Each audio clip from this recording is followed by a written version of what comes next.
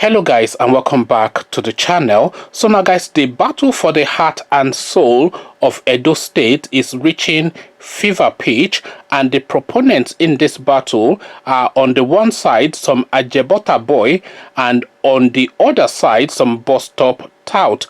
I am talking about, of course, Obaseki and Oshiomole.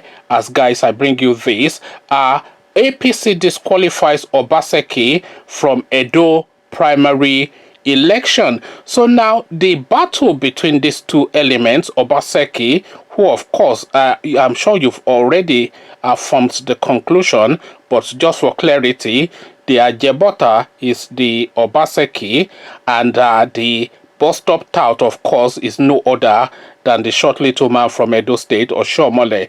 So the battle between these two elements has now reached fever pitch, because Oshiomole, of course, still feels that because he's Buhari's man, he has the right to remote control the goings on within Edo State. But Obaseki would have you have it that because he has been elected by the people of that state and he has a mission, he has to have free reign to administer the state as he wills. So now this is now the battle between these two elements.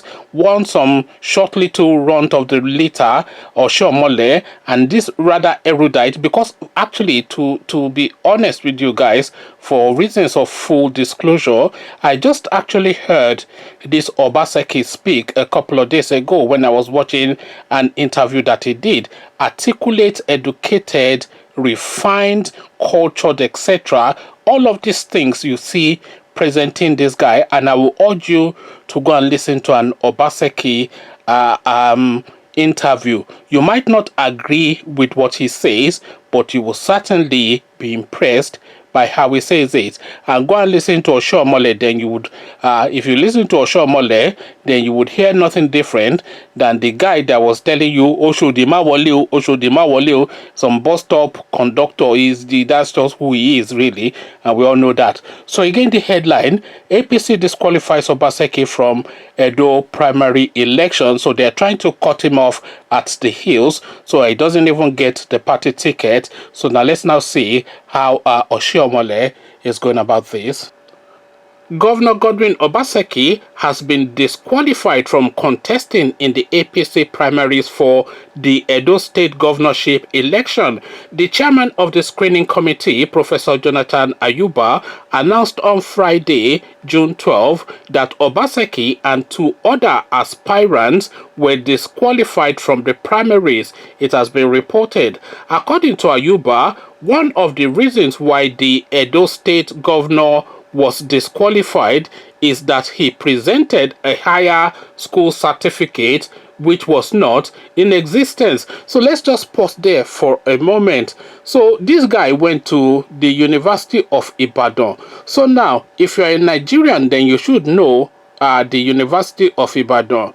There is only one university that has preeminence within the whole of the geographical space that calls itself Nigeria, and that university, of course, is University of Ibadan. I'm sure Unilag will come and argue, but I think, and I'm quoting from memory, so please correct me if I am wrong, but I think that the University of Ibadan was actually the first university that was established in Nigeria. And if that is in contention, what is not in contention is that the University of Ibadan is the premier university in Nigeria. So this is where Obaseki went to, University of Ibadan, to study classics, and University of Ibadan have come out in the public space to verify that indeed Obaseki did attend that university and graduated in classics. Even the alumni of the University of Ibadan have put out statements in the public space, press statements or statements in the public space to that effect as well. So this is a guy that has a degree from the foremost and by far a clear distance the best university in the whole of the geographical space, that is Nigeria. But what disqualifies him is that they are querying his school cert. So his school cert, of course, now supersedes his University of Ibadan degree in classics. This is really what Oshiomole is telling us. And this, of course, was the same tactic that they used in Osun State for Senator Adeleke. So we were able to dismiss rather Senator Adeleke because he's just a buffoon, some fat guy that just goes around dancing like an idiot, some semi-illiterate guy really. I don't know how that he became a senator. But now this articulate, refined person who is an example of a Nigerian is who they are querying on his school sat, and the person querying him on his school sat is an element like Oshiomole. When Oshiomole speaks, you would need written subtitles to understand what he's saying, because it's a combination of English and Edo, and it's Ikpokitipo, whatever language, some gibberish nonsense. This is what this guy utters every time you hear him in the public space. But now, this now refined man is the one now that they're saying is unqualified. So this is now Oshiomole now playing his hand in full. But let's carry on. Another reason given by the panel is that the National Youth Service Corps NYSC certificate presented by the governor did not have his name written clearly. So this is now to the territory of we are going now to the back of beyond. Now this is just now I no like you and you no go pass. It's just effectively what they are saying. So they are not saying, because you have to understand that fully. Let me actually read it again. I know I do tend to do this sometimes, but this is for reasons of emphasis. So let me reread that. Another reason given by the panel is that the National Youth Service Corps NYSC certificate presented by the governor did not have his name written properly. So now listen to that, because I've now read it twice. So they are not saying he did not attend NYSC. No, they cannot say that, because there's plenty enough evidence to say that he did. They are not saying that they approached the NYSC and the NYSC has denied him. No, they did not say that. So because there's plenty evidence to prove that, they are saying his certificate is NYSC certificate. His name was not written properly. So if his name was not written properly on his NYSC certificate, they were talking about Obaseki. Whose fault is that? Is it the fault of Obaseki or the fault of the NYSC who wrote the certificate? So, of course, it's some malami in the NYSC offices that just saw some name that wasn't Abubakar, and he didn't know how to spell it and just spelt it however he pleased at that point in time. But his name being miswritten on an NYSC certificate is certainly not an indication that he did not serve the during his NYSC period, because they cannot say that, because there's plenty enough evidence to prove that. So they cannot say that he did not attend the University of Ibadan, because the University of Ibadan have already come out to say that he did attend, and they cannot say that he did not serve NYSC, because I'm sure he has like 1,000,000,001 photographs of his youth service period, and he has plenty enough people that served with him to come and say, look, I served with this guy. This is a photograph of him and I served with this guy. This is a photograph of him and I. And also there are records in the NYSC office to say that he did serve. So they are now reaching now to the back of beyond to pick some obscure nonsensity to say that no, his name was Obaseki, but instead of the I, they put E, so the name is not properly spelled. It did all this ding dong, and then they just merge it together to disqualify. This is what disqualifies, by the way, a serving governor who the state, the indigents of the state are pleased with. This is what now disqualifies him from returning for a second term, because the NYSC did not spell his name properly. The Fulani guy in the NYSC office did not write his name properly. This is what disqualifies now Obaseki from returning as the governor of Edo State. So let's round it off. The committee said based on the above raised issues, Obaseki is not qualified to contest for the party primaries scheduled for June the 22nd. So I am just going to pause again because another thought has just struck me now. So now Obaseki, of course, is not a new entrant into Edo politics. It's the serving governor, is the incumbent governor of that state, and his incumbency is predicated upon the fact that he won an election from the APC party. So now, for him to have been presented by the APC party in the first instance, they would have vetted him then, and all of these things. Obaseki is a man in his, I don't know how old he is, but mid to late 50s, probably early 60s. I think he's around about 62, thereabout. So we're not talking about a child. So this is not a man now that is newly attending school SAT for them to say that they can't find the school SAT. This is not a man that is newly attending uni and serving NYSC. So for them to say that they can't find his NYSC now. These are the same processes that he would have gone through in the first instance for him to have qualified as the candidate for the APC in the first round of elections before he became the governor of the state 4 years ago. So they have vetted him then and approved him, and if they did not vet him then, why did it not? So now, this now is not, because we are not talking about a greenhorn.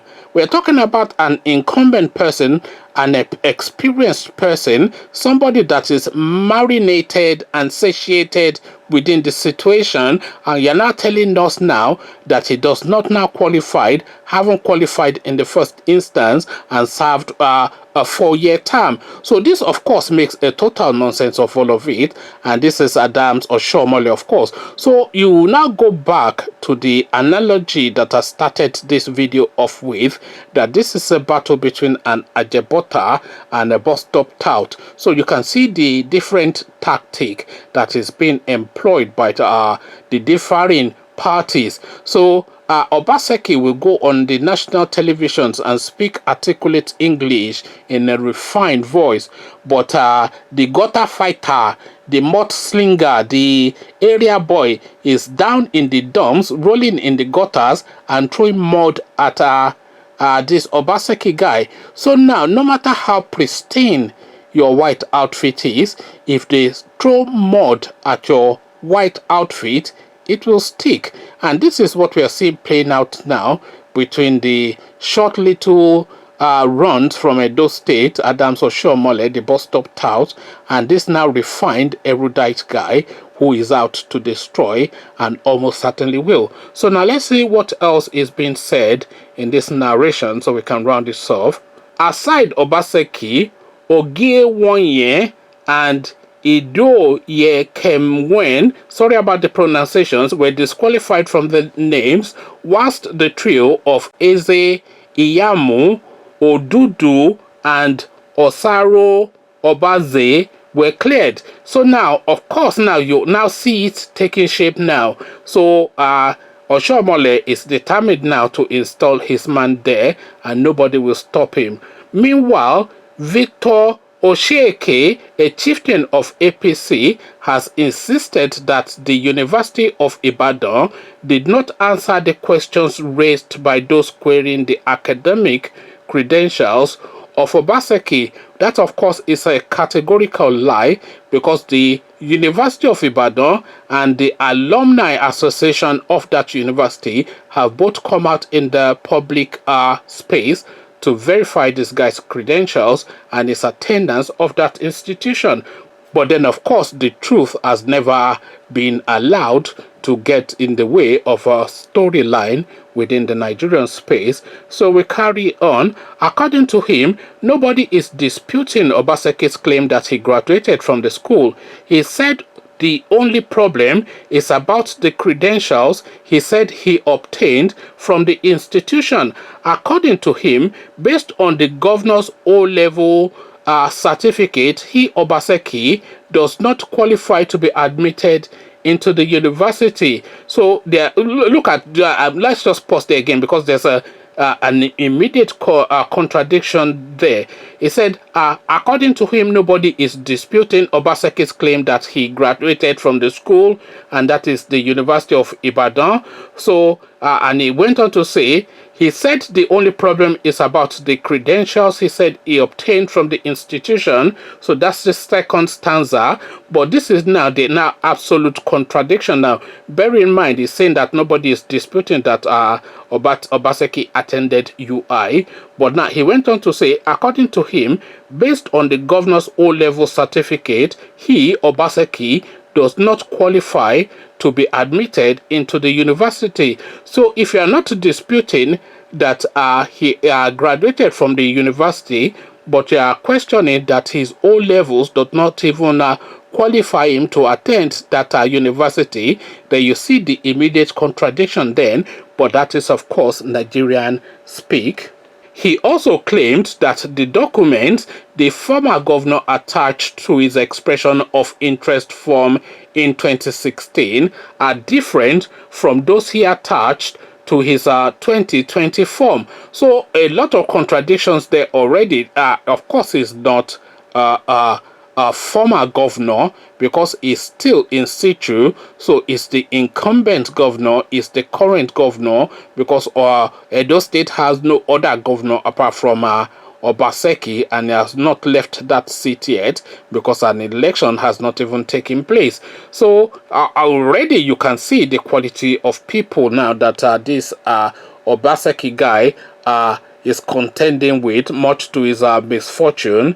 It has also been argued that his UI degree certificate is different from the certificates of other UI alumni who graduated at the same time as the governor. So they are not disputing that he attended UI, but the color of his certificate is different from the color of the certificate of everyone else that attended that school during that period. Going further, he urged the party not to forget that the Bayelsa catastrophe that the Edo APC members are trying to avoid was essentially about discrepancies in the names ascribed to the deputy governor candidate at different times. In another report, as the battle for the soul of Edo State intensifies amongst political players, APC crisis in the state took a dangerous circuit as two factions emerged ahead of the party's primary elections.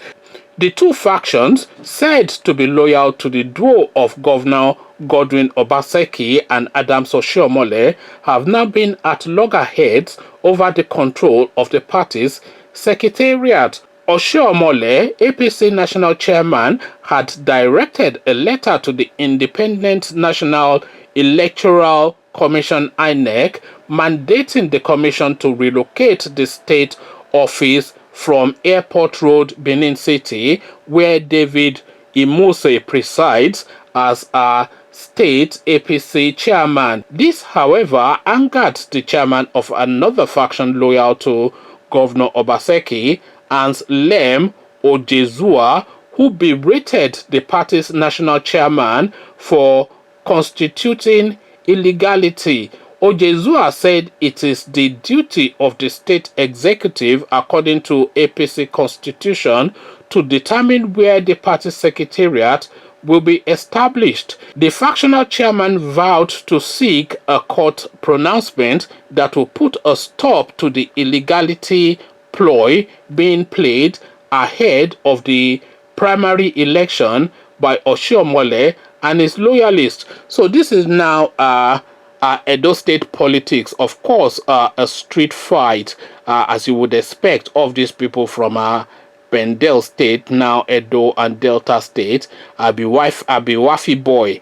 I go show you where, and all this kind of bouncing up and down behavior that you expect from all these Bendelites. I know they are now Edo State and Delta State, but if we want to capture them as they are Bendelites really. So now this is now the narrative now that is going on within Edo State, a battle between an Ajebota boy and a bus stop tout Agbero boy. This is now essentially what it boils down to.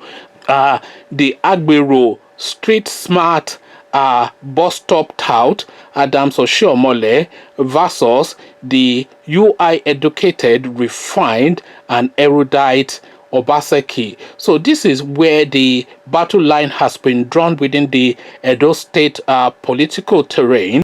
But then who wins out? Well, that is a matter that will unfurl within the next couple of weeks or so, if not the next few days.